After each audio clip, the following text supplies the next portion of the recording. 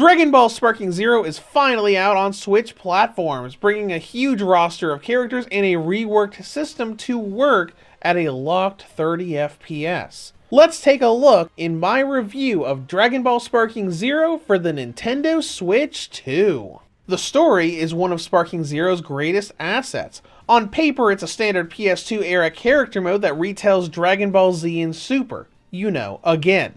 But like pre-PS3 Dragon Ball, this game is filled with alternate paths and what-ifs. What if Goku dodged the special beam cannon against Raditz? Or what if Goku and Vegeta never returned to Earth during Resurrection F and Gohan managed to find the strength to turn Mystic and topple Golden Frieza? There are several branching paths in each story mode. Not all of them are full-blown arcs, but they're really fun to see play out, and what gave Dragon Ball fighting games variety back in the day before the likes of Xenoverse. When it comes to gameplay, this is a 3D arena-based fighting game. In each mode, you'll move around huge stages, fighting off against another opponent with combos and crazy cinematic energy attacks. It is a spiritual successor to the Budokai Tenkaichi games, including a roster of over 180 characters and even a control style to mimic those older entries. Now with the Switch and Switch 2 versions, the first thing you need to keep in mind is airplane mode. The game will try to connect to the internet every time you boot it up or go to the main menu, resulting in a near endless loading loop if you don't have Wi-Fi nearby. So if you're traveling, make sure you keep airplane mode on to avoid that.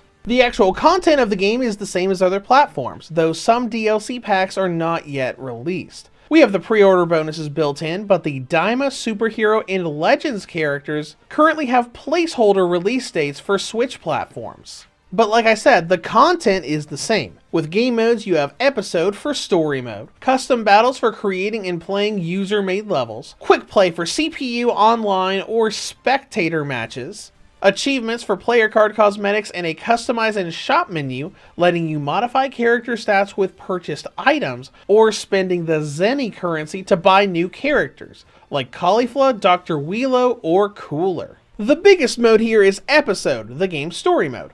You get character-based campaigns, and the story jumps around to only battles that character was involved with. Goku starts with Raditz and goes through the Tournament of Power, but Gohan's begins with the Room of Spirit and Time training in the middle of the Cell Saga. This feels very much like old-school Budokai, but the choices of what battles you do is a little weird. On the plus side, this is the first game in a while that doesn't make you fight out a Goku versus Raccoon battle, but on the other hand, it has you fighting Goku versus Caulifla, Kale, and Base Kefla, but skips the Ultra Instinct Omen versus Kefla fight. It's also presented in a very condensed way. Cutscenes in this game are mostly slideshows with text underneath, only giving specific areas 3D rendered videos. And they pick and choose here too, not giving the more iconic moments like Goku's Super Saiyan transformation on Namek an actual video, but it just transitions to a slideshow where he's in the form. The big pull isn't the story itself, but choices and branching paths. Every campaign has several of these, like Goku surviving Raditz or Gohan defeating Golden Frieza. The requirements to do these can get a little tricky with the idea of finish the battle quickly, but once you get onto those sparking episodes, they're a lot of fun to see playing out. The trick is that if you use easy mode in the campaign, it locks you out of getting those branching paths unless you summon Shenron and use a Dragon Orb on that specific mission. Speaking of difficulty, let's go into combat, which is a lot more complicated than I thought it would be. This is an arena fighter with lock-on constantly enabled. You have physical combos, key attacks, and a key charge. Dragon Rush lets you jump straight to your opponent, and a lot of different things use energy, from skills to certain evasive actions.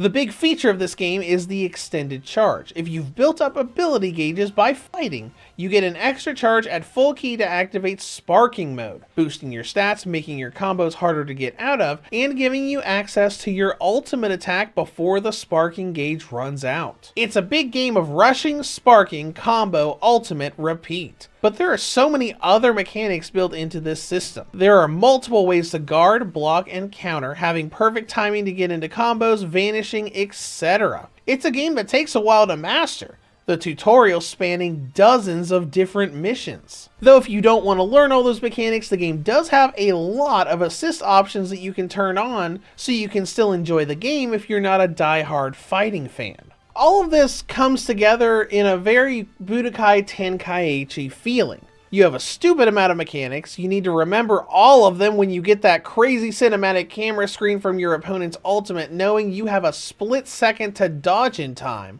And there's a lot of attention to detail here. Dragon Ball games usually do pay a lot of attention to detail, but this game went above and beyond in some areas. Outside of character interaction dialogue, if you go into the Tournament of Power arena in quick battle, it plays like a normal stage. But if you go into it in story mode during the Universe Survival arc, the stage has a gravity effect, pulling all fighters to the ground while you're in combat, a reference to the no flying rule set that was used in the anime. And all in all, I think this system is just a lot of fun. The action is chaotic and fast, the cinematic ultimates look great, and the assist feature helps it be fun for veterans and casuals alike. There's a pretty decent amount of content in length too. I went through the campaigns for Goku and Gohan, triggering the Goku survives Raditz and Gohan takes out Golden Frieza branching paths, skipping a lot of the slideshow cutscenes and still managed to clear those in around 12 hours total. The main extension outside of story mode and online multiplayer is Custom Battle. Even with Switch platforms not having access to the same pool of missions that PC does, there are still hundreds of missions already available to trek through. Now let's go presentation, the real test. Sparking Zero on Switch 2 looks fine for what it is, but there are blemishes. First, the colors change between docked and handheld. Here is Goku in docked mode on the character select screen, and here he is again in handheld mode, the colors being a lot brighter, less deep, and with some more jagged edges around his eyes and arms. But effects are the real issue here. The cel-shaded explosions look a bit grainy, like when you play this on the Steam Deck on the lowest settings. Most of the cinematic skills look fine like this, but Dragon Fist from Super Saiyan 3 Goku does not look pretty. When the dragon initially appears, it looks good, but once it turns into an energy dragon, the whole thing looks super blurry, grainy, and not great. Thankfully, this is the only ultimate that I found so far that this happens to. Then there's performance, which most people already know is locked to 30 FPS, even on the Switch 2. This is a bit of a bummer as Sparking Zero was built for 60 FPS, but that fact also makes these Switch versions a bit of an accomplishment. On PC, the game's speed is tied to its frame rate. Locking to 30 FPS there makes the game run in slow motion, so they effectively had to rework the whole game to get it to run smoothly at 30 FPS on these Switch platforms. And it is a solid 30 FPS when played on the Switch 2. I'll admit it feels a little weird at first, but after my first 2 or 3 battles, I'd gotten used to the 30 FPS and have had a lot of fun with it. The only issue I have with performance are menus and loading. There's a decent amount of delay when navigating the different menus, and story mode has several seconds of delay whenever it transitions from its slideshow format to the 3D rendered videos. It's not a gigantic issue, but a bit of lag that pops up frequently. That's all I got for that, so let's go into battery life, which isn't very much.